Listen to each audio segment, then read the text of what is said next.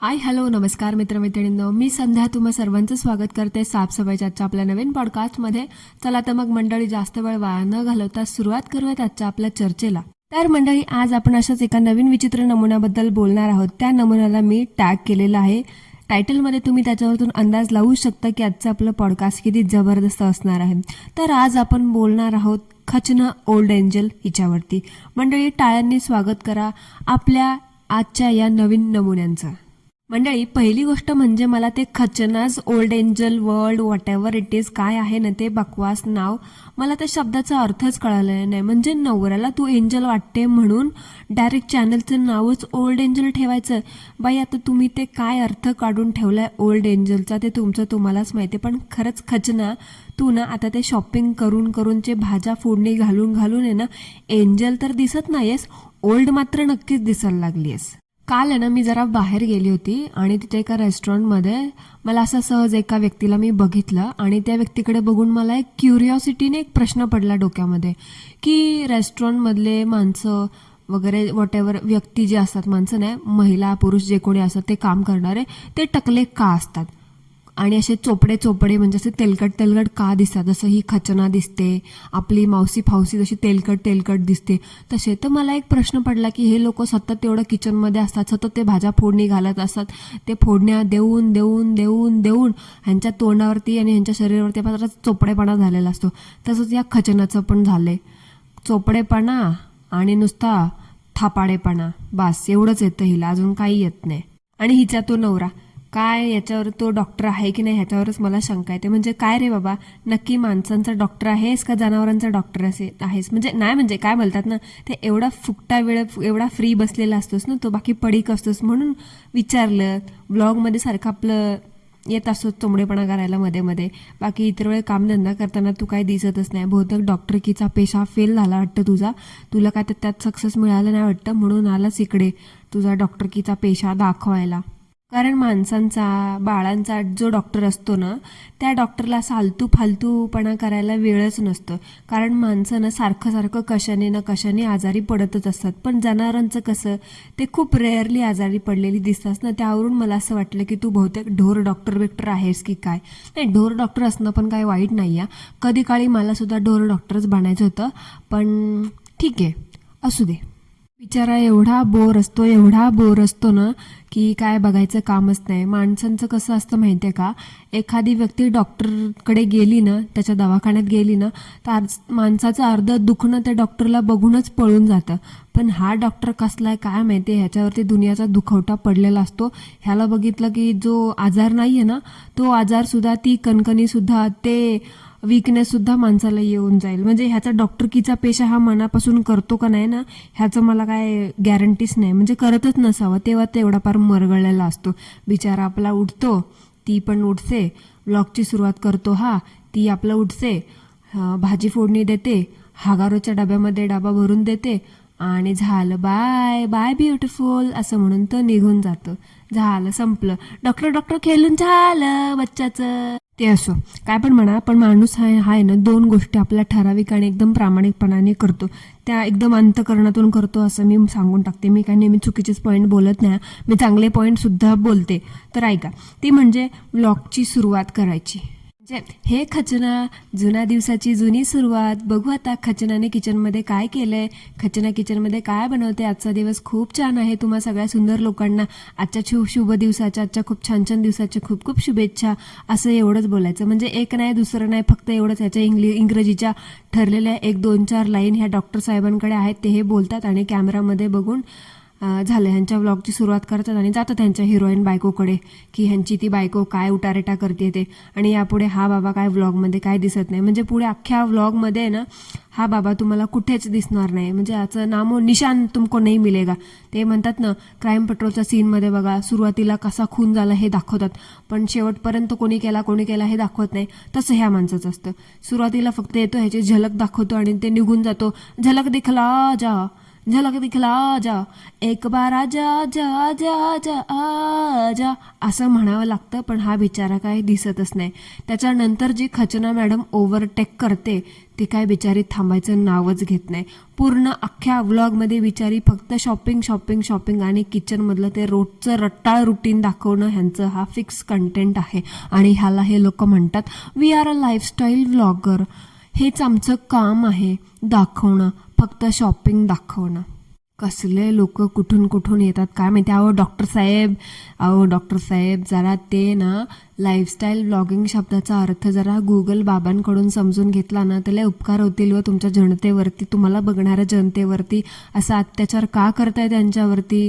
Lifestyle व्लॉगिंगच्या नावावरती आपलं तुमचं ते ओल्ड एंजलचं थोबाड आणि तुमची ती म्हातारी आयशा जुलेखा दाखवून लोकांचे दिवस पार आंबट करून टाकता. बहुतेक ह्या दोघांनी असं ठरवलेलं असावं की डॉक्टर तू ना व्लॉगची सुरुवात करत जा फक्त, कारण तुझं ना इंग्रजी चांगलं आहे. फक्त म्हणजे ते 4 लाईन तू चांगल्या बोलतोस ना, मोजून तू ते 4 लाईन बोटावर पाठ केलेल्या आहेस. सो खचनाला तेवढंही येत नसावं म्हणून फक्त सुरुवातीला हा माणूस येतो, आपला टॅलेंट दाखवतो आणि ती बाई शेवटी दाखवते शॉपिंगचा टॅलेंट. अजून याच्यामध्ये काही टॅलेंट नाही. ओल्ड एंजल मला तर कळतच नाही हिच्या बिचाऱ्या नवऱ्याला ओल्ड एंजल का दिसते. डोळे तर असे वाटतात आता पडतील बाहेर पटकन. आता तुम्ही म्हणाल बरं आहे ना फक्त शॉपिंग शॉपिंग असते व्लॉगमध्ये, तर योग्य पद्धतीने शॉपिंग कशी करायची याच्या टिप्स ही शेअर करत असेल तर मंडळी तसं तुम्हाला ह्यांच्याकडून काहीही मिळणार नाही. आपलं उचलायची आपली फारुशी थोबाडं आणि निघायचं क्रॉफर्म मार्केटला. 50 का दो 50 का दो 50 को 10 का 1 10 का 1 10 का 1 अशी शॉपिंग करतात हे लोक. आणि तुम्हाला काय टिप्स देणार काय नसते ह्यांच्याकडे. तुम्ही टिप्स वगैरे काही अपेक्षा करायची नाही ह्यांच्याकडून फक्त तुम्ही क्रिंज इंटू 100 याचीच अपेक्षा करू शकता. ह्याच्या व्यतिरिक्त तुम्हाला ह्यांच्याकडनं काही मिळणार नाही. आणि मिसलीड कसं करायचं लोकांना ह्याचे तर हे लोक क्लासेस घेतील. आपल्या श्रद्धांजली टोळी काकू कसं लोकांना मूर्ख बनवण्याचे क्लासेस घेतात, तसंच ही बाई आहे ना उधळपट्टी कसं करायची आणि लोकांना मिसलीड कसं करायचे ह्याचे आता ही लवकरच क्लासेस सुरू करणार आहे.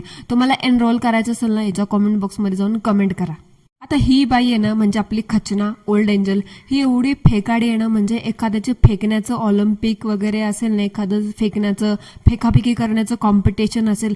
आता पॅरिसमध्ये कसं ऑलिम्पिक चालू आहे, तिथे लोक गोळे फेकतात वगैरे वगैरे. तर ही बाई आहे ना नुसतं शब्दांची फेकाफेकी करते. म्हणजे असं कुठलं ऑलिम्पिक वगैरे असेल ना तर त्या फेकण्याच्या शब्दामध्ये ह्या खचनाचा पहिला नंबर येईल. म्हणजे दुसरा कोणाचा चान्स लागणं ना इम्पॉसिबल. म्हणजे ही एवढी फेकाफेकी करते व्लॉग्समध्ये, थंबनेलमध्ये, टायटलमध्ये. म्हणजे लोक पण निर्लज्जपणे कसं बघतात ना काय माहिती. किती तो फेकण्याचा वापरे टॅलेंट आहे हिच्याकडे. म्हणजे ते म्हणतात ना लोक निर्लज्जपणाचा कळस असतात ना, पण ही फेकाफेकी करण्याचा कळस आहे. आणि असं पण नाही की फेकाफेकी करताना फेकाफेकी का दिली किंवा मिसलिडिंगचं टायटल का दिलं त्याच्याबद्दल थोडंफार 1-2 शब्द ह्यांच्या व्लॉगमध्ये असतील, तसं काही नाही. त्या थंबनेलचा त्या टायटलचा तुम्हाला त्या व्लॉगमध्ये अर्थार्थी कुठेही काहीही संबंध जाणवणार नाही. फक्त लोकांना अट्रॅक्ट कसं करायचं, क्लिकबेट कसं द्यायचं हेच ह्या लोकांना येतं. आता डॉक्टरचं ते काय म्हणतात डॉक्टर खेळणं तर चालत नसेल म्हणून आपला काय म्हणतात पालन पोषण करण्यासाठी माणसाच्या मूलभूत गरजा, जसं ह्या युट्यूबर लोकांच्या मूलभूत गरजा शॉपिंग शॉपिंग शॉपिंग 50 का दो हे पूर्ण करण्यासाठी त्यांना हे सगळे उचापाता नसता उठाटेवा करावाच लागतो. म्हणून ह्यांचं हे असलं चालू आहे. काय लय अवघड आहे हो मंडळी, लय अवघड आहे. म्हणजे ह्या बाईला एवढं मिसलीड करता येतं ना हिच्यामध्ये. बहुतेक डॉक्टरांचा कसा ना ते खोटं डॉक्टर खेळण्याचा टॅलेंट आहे, तसं हिचा ना लोकांना मिसलीड करण्याचं टॅलेंट आहे. म्हणजे हिच्या व्लॉगमध्ये ना हिच्या ते थंबनेल देते वगैरे आणि हिला ते थंबनेलला बघायला येणारे ऑडियन्स पण कसं बघते ना आणि बघून हे सगळं कसं सहन करतात. हिचा खोटेपणा आणि हिची फेकाफेकी ना मला कधी कधी त्या ऑडियन्सची पण कमाल वाटते. बहुतेक त्यांना पण आहे ना असं ते म्हणतात ना वशीकरण आपल्या वशीकरण स्पेशलिस्ट मावशी त्यांनी इच्छाधारी नागिन फणश्री त्या काकूंनी कसं लोकांना वशमध्ये केले, बहुतेक तसं हिनी पण केलं असावं. म्हणून लोक आपलं गपचूप बघत बसत. म्हणजे मी खूप रडले, मी खूप पडले, मुलांच्या शाळेत जाऊन मी दंगा घातला, मी हे केलं, मी ते केलं, असले नको ते नसते फालतू टायटल देत बसते. बाई भास्कर ते मुलांच्या शाळेत जाऊन दंगा घालायचा. तुझ्या आत्ताच्या ह्या वागण्यावरून आहे ना, तू तुझ्या शाळेत असताना किती धिंगाणा घातलास ना ते दिसतंय. आणि एवढा धिंगाणा घालून पण तुझी हौस काय फिटली नाही का? म्हणून जे असं वाईटीवरती आलीस आता अख्खं खानदान घेऊन धिंगाणा घालायला. आता मुलांना तरी सोड जरा, छोट्या मुलांना घेऊन येतात व्लॉगमध्ये, त्यांची प्रायव्हसी वगैरे त्याचं काय भान नसतं तुम्हाला. आणि जरा काय बोललं की तुमच्या नको तिथं मिरच्या लागत बसतात की आमच्या मुलांवरती बोलतात, आमच्या मुलांवरती बोलतात.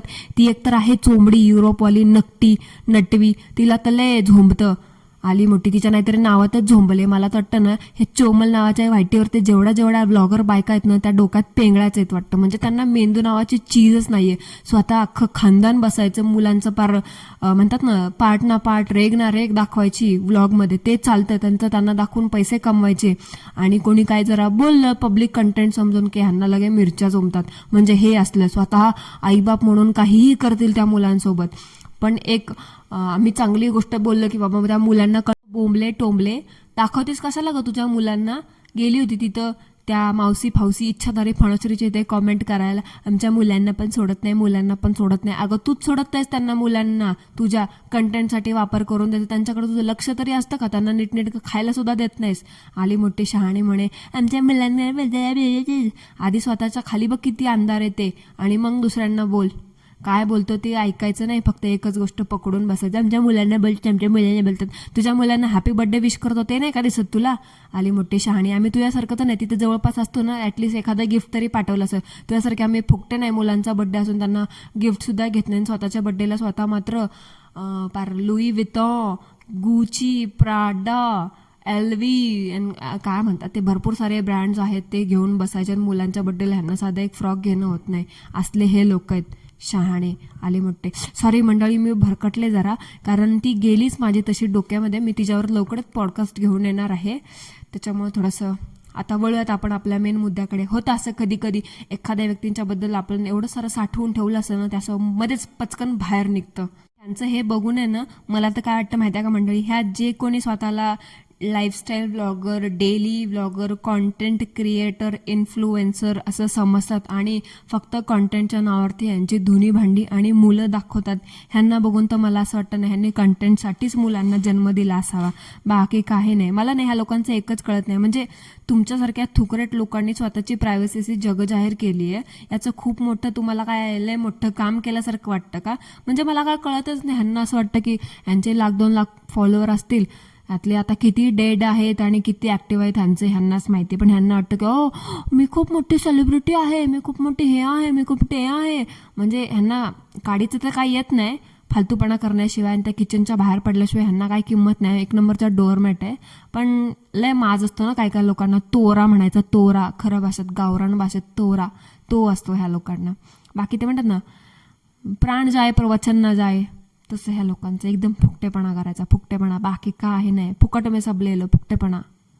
पण मंडळी ह्या बाईने किती पण मिसलेडिंग दिशाभूल करणारे थंबनेल देऊ देत ना टायटल देऊ देत, बिचारी ना वैतागली असेल. ते काय टायटल देऊ, काय थंबनेल देऊ, ज्याच्यामुळे व्ह्यूज अशा ना पटकन वाढतील, लाखामध्ये येतील.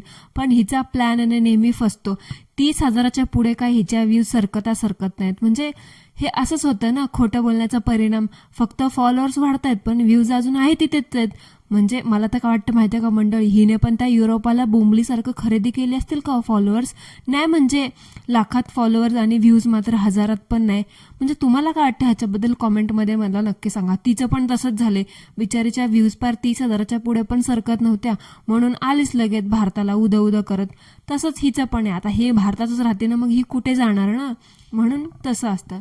तुम्हाला काय वाटतं ह्याच्याबद्दल कॉमेंटमध्ये मला नक्की सांगा. अजून एक गोष्ट मला जाणवली मंडळी, हिचे थंबनेल आणि टायटल एवढे डेंजर असतात ना, म्हणजे ते वाचून आहे ना मला डायरेक्ट असं वाटतं की मी क्राईम पेट्रोल वगैरे बघते की काय. म्हणजे मला ना हिचे थंबनेल टायटल बघून मला क्राईम पेट्रोलचीच आठवण येते. म्हणजे त्याच्यामध्ये पण कसं विचित्र आणि डरावणे असे थंबनेल टायटल असतात, तसं मला हिचं वाटतं.